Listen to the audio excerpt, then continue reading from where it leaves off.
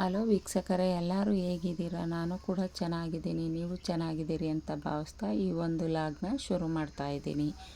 ಹಾಗೆ ನಾನಿಲ್ಲಿ ಬೆಂಡೆಕಾಯಿ ಗೊಜ್ಜು ಮಾಡೋದಕ್ಕೆ 1 kg ಆಗುವಷ್ಟು ಬೆಂಡೆಕಾಯಿನ ತೊಳೆದು ಒರೆಸಿ ತಗೊಳ್ತಾ ಇದ್ದೀನಿ. ಹಾಗೆ ನಮಗೆ ಯಾವ ಸೈಜ್ ಬೇಕೋ ಆ ಸೈಜ್ಗೆ ಕಟ್ ಮಾಡ್ಕೊಳ್ಳೋಣ.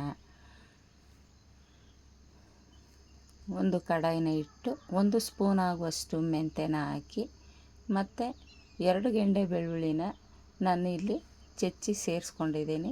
ಹಾಗೆ ಒಂದು 3 ಗೆಂಡೆ ಆಗುವಷ್ಟು ಈರುಳ್ಳಿನ ಚಿಕ್ಕದಾಗಿ ಕಟ್ ಮಾಡಿ ಈ ಒಗ್ಗರಣೆ ಜೊತೆ ಸೇರಿಸಿ ಫ್ರೈ ಮಾಡ್ಕೊಳ್ತಾ ಇದ್ದೀನಿ. ಹಾಗೆ ನಮ್ಗೆ ಯಾವ ಸೈಜಿಗೆ ಬೇಕು ಆ ಸೈಜ್ಗೆ ನಾವು ಇಲ್ಲಿ ಬೆಂಡೆಕಾಯಿನ ಕಟ್ ಮಾಡಿಕೊಂಡು ಈ ಒಗ್ಗರಣೆ ಜೊತೆ ಸೇರಿಸಿ ಒಂದು 5ರಿಂದ 10 ನಿಮಿಷ ಇದು ಸಾಫ್ಟ್ ಆಗುವವರೆಗೂ ನಾವು ಹುರ್ಕೊಳ್ಬೇಕಾಗುತ್ತೆ. ಬೆಂಡೆಕಾಯಿ ಗೊಜ್ಜು ಮಾಡೋದಕ್ಕೆ ಜಾಸ್ತಿ ಇಂಗ್ರೀಡಿಯೆಂಟ್ಸ್ ಏನು ಬೇಡ. ಮನೇಲೇ ಇರ್ತಕ್ಕಂಥ ಈರುಳ್ಳಿ, ಟೊಮೊಟೊ, ಬೆಳ್ಳುಳ್ಳಿ, ಸಾಂಬಾರು ಪೌಡ್ರನ್ನ ಬಳಸಿ ತೆಂಗಿನ ತುರಿನ ಹಾಕಿ ನಾವು ಮಾಡ್ಕೊಳ್ಬೇಕಾಗುತ್ತೆ. ತುಂಬ ಈಜಿ ಅಂದರೆ ಈಜಿನೇ ಈ ಬೆಂಡೆಕಾಯಿ ಗೊಜ್ಜು. ಹಾಗೆ ನಾನಿಲ್ಲಿ ಒಂದು 2ರಿಂದ 3 ಟೊಮೊಟೊನ ಕಟ್ ಮಾಡಿ ಹಾಕ್ಕೊಂಡಿದ್ದೆ. ಅದು ಸ್ಮೂತ್ ಆಗುವವರೆಗೂ ನಾನಿಲ್ಲಿ ಫ್ರೈ ಮಾಡಿಕೊಂಡೆ. ಹಾಗೆ ನಾನು ಹುಣಸೆಹಣ್ಣು ರಸನ ಕೂಡ ನಾನಿಲ್ಲಿ ಅರ್ಧ ನಿಂಬೆಹಣ್ಣು ಗಾತ್ರದ ಹುಣಸೆಹಣ್ಣು ರಸನ ಇಲ್ಲಿ ಸೇರಿಸ್ಕೊಂಡೆ.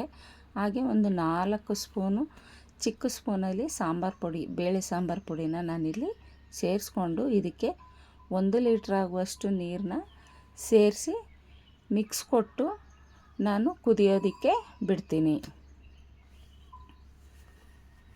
ಹಾಗೆ ಇದ್ರ ಜೊತೆಗೇ ಸ್ವಲ್ಪ ತೆಂಗಿನಕಾಯಿ ತುರಿನ ನಾವು ಸೇರಿಸ್ಕೊಳ್ಳೋಣ. ಹಾಗೆ ಉಪ್ಪನ್ನು ಕೂಡ ನಾವಿಲ್ಲಿ ಸೇರಿಸ್ಕೊಳ್ಳೋಣ. ಉಪ್ಪು ಮತ್ತು ತೆಂಗಿನ ತುರಿನ ಸೇರಿಸ್ಕೊಂಡು ಒಂದು 5ರಿಂದ 6 ನಿಮಿಷ ಬೇಯಕ್ಕೆ ಬಿಡೋಣ.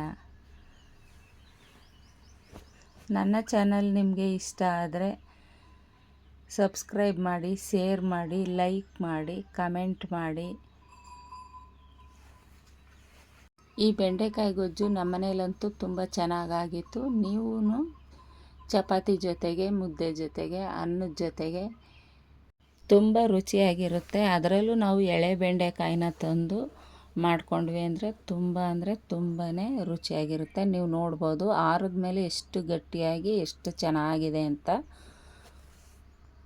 ನಾನಿಲ್ಲಿ ಒಗ್ಗರಣೆಗೆ ಮೆಂತ್ಯನ ಉಪಯೋಗಿಸಿದ್ದೀನಿ ಸಾಸಿವೆ ಬದಲು.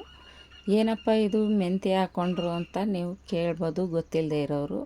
ಈ ಬೆಂಡೆಕಾಯಿ ಸ್ವಲ್ಪ ಹೀಟ್ ಇರೋದ್ರಿಂದ ಈ ಮೆಂತ್ಯನ ಹಾಕಿದ್ರೆ ಅವಾಯ್ಡ್ ಆಗುತ್ತೆ. ಆದ್ದರಿಂದ ನಾವು ಸಾಂಬಾರು ಕೂಡ ರುಚಿ ಬರುತ್ತೆ. ನಾವು ಮೆಂತ್ಯನ ಇಲ್ಲಿ ಒಗ್ಗರಣೆಗೆ ಉಪಯೋಗಿಸ್ಕೊಂಡಿದ್ದೀವಿ. Thanks for watching.